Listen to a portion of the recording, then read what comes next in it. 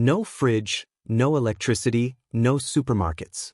Yet families survived, not just barely, but with strength enough to build cathedrals, fight wars, and raise children. Their secret? Superfoods so powerful, they carried generations through centuries. Tonight, we uncover the forgotten superfoods of the Middle Ages and why they still matter today. Salt was more than flavor, it was life. Insurance. A barrel of salted herring could feed a family for months, and armies marched on strips of salted beef so tough it had to be soaked before eating. Salt pulled moisture out, locking food in a state of preservation. Was so valuable that entire towns grew rich on salt trade, and soldiers were sometimes paid in salt, the origin of the word salary. Imagine biting into a strip of medieval jerky, chewy, salty, but packed with the protein that kept you alive through winter.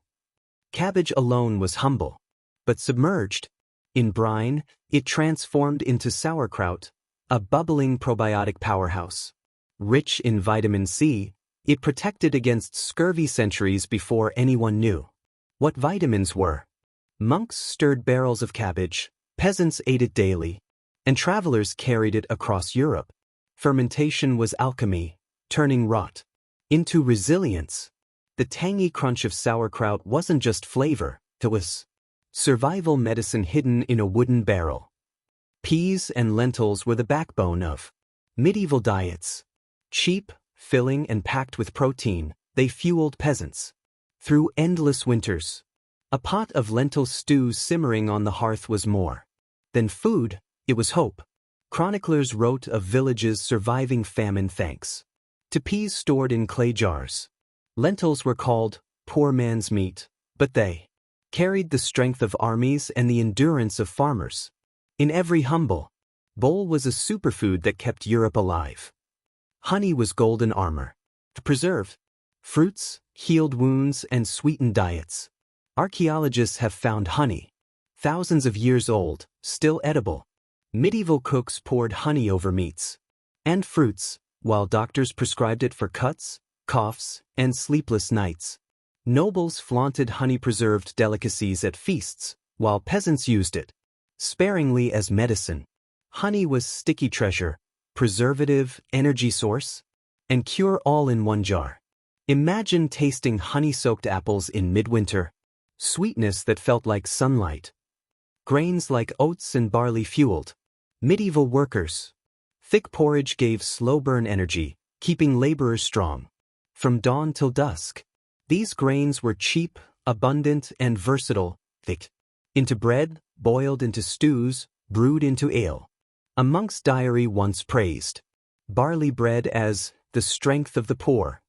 Whole grains were the medieval endurance superfood sustaining daily life across Europe. Every spoonful of porridge was fuel for survival.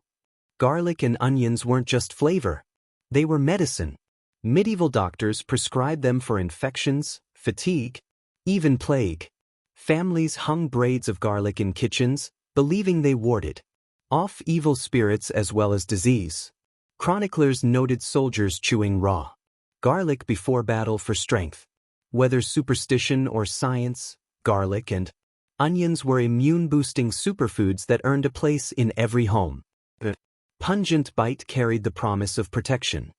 Grapes shriveled into raisins, plums into prunes, apples strung up like garlands. Dried fruits were portable energy. Bombs, sweet relief in harsh winters. Soldiers carried them on campaigns. Children snacked on them by the hearth. Nobles gifted them as luxuries. Chroniclers describe dried figs arriving from the Mediterranean as treasures. They were medieval natural energy bars, rich in sugar and nutrients, proof that sweetness could be survival.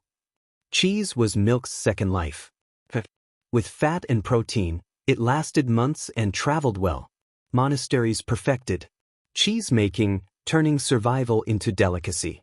Wheels of cheese aged in cool cellars, feeding families and armies alike. A monk once wrote, "Cheese is the soul of milk, preserved for the hungry." Cheese was the medieval dairy.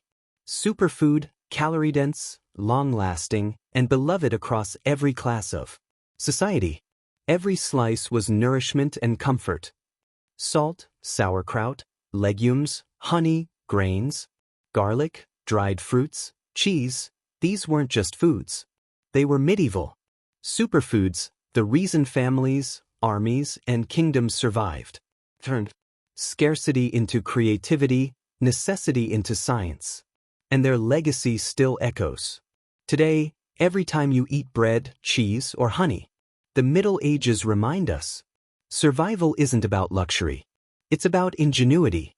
Next time you open your fridge, remember, medieval kitchens were the original laboratories of survival.